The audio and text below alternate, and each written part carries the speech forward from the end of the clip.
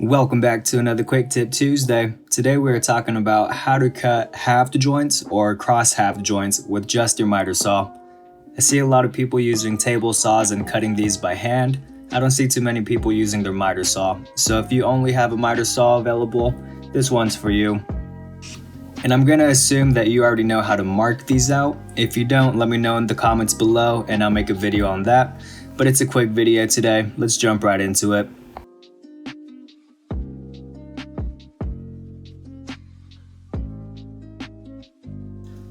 So I think most, if not all, miter saws come with this depth stop here. You just flip it down and there's a bolt directly above it that you use to loosen or tighten, and that sets the depth of your cut. The way you adjust this is by loosening this wing nut here, and you can loosen or tighten that bolt, and that'll be the depth of your stop. And once you have it where you want it, just tighten that wing nut so it doesn't move on you while you're making your cuts.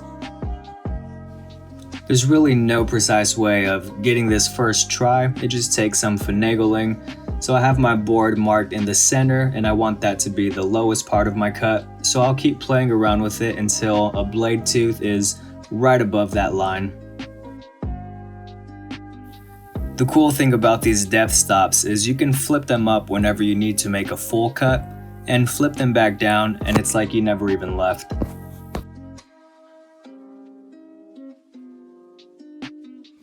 And once you have it where you want it, like I do here, go ahead and lock that wing nut so it doesn't move on you.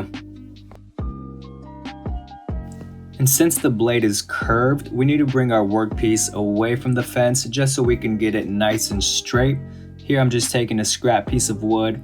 That's plenty of space to get my workpiece away from the back of the blade, and when you cut through, it'll be nice and straight.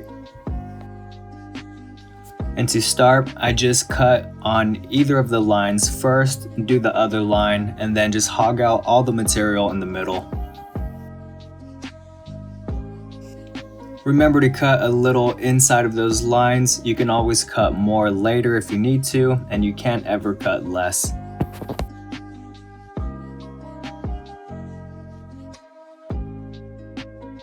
Sorry guys, I'm totally blocking you, but this is just a closer shot of what it looks like.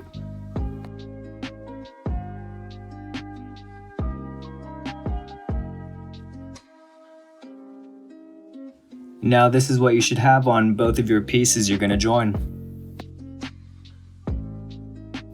I'm just testing the fit here. It was still a little too tight, and like I said earlier, you can always take more off, you can never take off less, so I'm just going to take off a tiny amount on either side. And of course I'm blocking you guys again. I'm sorry, this is the last time, I promise. I went ahead and took off just a tiny amount of material on either side of those walls. This should give us a better fit. If yours is still a little too tight, take off just a little bit more, but don't go overboard with it because you can never take that back. Just be a little stingy with how much material you're taking off.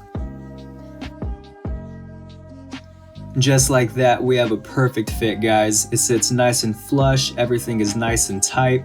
Don't worry about having a table saw, don't worry about cutting these by hand. If you have a miter saw, you can do this yourself. Thank you so much for watching. Hit that like button if you haven't already, subscribe if you haven't already. I post videos every Monday and Tuesday. If you haven't checked out my build videos on Monday, be sure to check that out. If not, I'll see you next week on Quick Tip Tuesday.